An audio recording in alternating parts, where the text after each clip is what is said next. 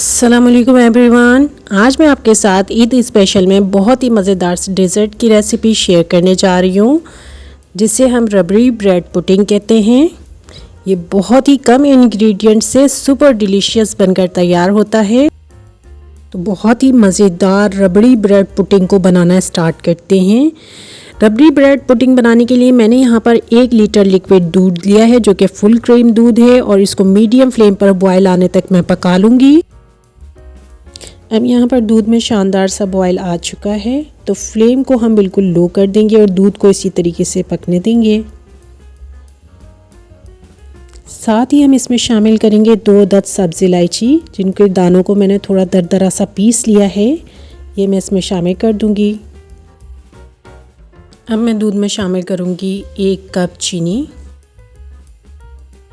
ये 1 कप चीनी मैं इसमें शामिल कर रही हूँ। आप अपने टेस्ट के अकॉर्डिंग कम या ज़्यादा कर सकते हैं, जितना मीठा आपको पसंद हो उसके मुताबिक।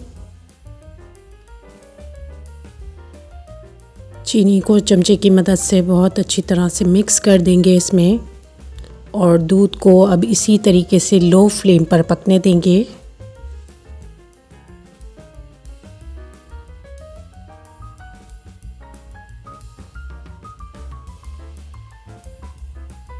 अब एक बाउल में मैंने हाफ़ कप पानी लिया है और इसमें 1 टेबल स्पून के करीब मैं कॉर्नफ्लोर डाल रही हूँ, और इसमें कॉर्नफ्लोर डालने के बाद इसको बहुत अच्छी तरीके से मिक्स कर देंगे। अब यहाँ पर कॉर्नफ्लोर का लिक्विड हमारा रेडी हो चुका है, तो हम दूध के पास चलते हैं, जो कि हमने पकने के लिए रखा था। यहाँ पर आप देख सकते हैं कि दूध हमारा शानदार तरीके से पक रहा है, और ये कॉर्नफ्लोर का लिक्विड भी हमारे पास मौजूद है। तो पहले हम चमचे की मदद से दूध को अच्छी तरीके से हिलाएंगे, और फिर उसके बाद ये कॉर्नफ्लोर का लिक्विड इसमें डाल देंगे, और साथ ही चमचे की मदद से इसको मिक्स करते जाएंगे। अब इसको लो फ्लेम पर पकाएंगे उस वक्त तक, जब तक ये ख़ासी हद तक रिड्यूस नहीं हो जाता और बिल्कुल गाढ़ा सा नहीं हो जाता। उस वक्त तक हमने इसको इसी तरीके से पकने देना है। दूध आप देख सकते हैं कितना गाढ़ा शानदार तैयार हो चुका है बिल्कुल, और ख़ासी हद तक रिड्यूस भी हो चुका है। तो अब हम इसमें कोई खोया वगैरह शामिल करें, तो खोए की जगह मैं यहाँ पर ले रही हूँ मिल्क पाउडर। तो ये फुल क्रीम मिल्क पाउडर, ये तकरीबन 60 ग्राम है, और इसको मैं इसी तरीके से इसमें डाल दूँगी, और जल्दी जल्दी हम स्पून की मदद से चला देंगे। और जो चंक्स इसमें रह जाएंगे उसको हम इसी तरह रहने देंगे, ताकि वो शानदार सा हमें रबड़ी का फ्लेवर दें। बस इसको कुछ देर हम इसी तरीके से लो फ्लेम पर पकाएंगे, और उसके बाद फ्लेम को बंद कर देंगे। तो अब यहाँ पर आप देख सकते हैं कि शानदार सी रबड़ी जो है हमारी पककर बिल्कुल तैयार हो चुकी है। बिल्कुल गाढ़ी सी मैं आपको दिखा देती हूँ स्पून की मदद से, शानदार सी तैयार हो चुकी है। तो अब हम फ्लेम को बिल्कुल बंद कर देंगे और इसको रूम टेम्परेचर पर ठंडा होने के लिए रख देंगे। अब मैंने यहाँ पर एक डिश ली है, इसके अंदर मैं सबसे पहले रबड़ी डालूँगी, और साथ ही यहाँ पर मैंने कॉर्नर कट कर लिए थे स्लाइसेस के, तो वो मैं इसमें रख दूँगी। आप अपनी मर्ज़ी के मुताबिक किसी तरह भी सेट कर सकते हैं।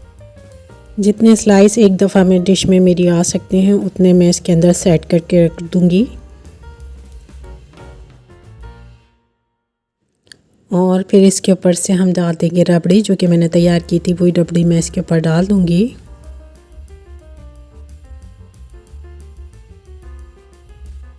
रबड़ी डालने के बाद अब हम फिर से स्लाइस की लेयर जो है वो बिछाएंगे इसमें, और फिर इन स्लाइस पर डालेंगे लिक्विड दूध। बस इतना कि जो स्लाइस हैं ये बिल्कुल भीग जाएं, इतना हमने लिक्विड दूध इस पर डाल देना है। अब ऊपर से इसमें कटे हुए बादाम जो हैं वो हम इस पर डाल देंगे, और अब जितनी भी रबड़ी हमारे पास बची थी वो तमाम की तमाम हम इस पर डाल देंगे। अब गार्निशिंग के लिए हम इसमें डालेंगे कटे हुए बादाम। आप चाहें तो पिस्ता और काजू से भी इसको गार्निश कर सकते हैं।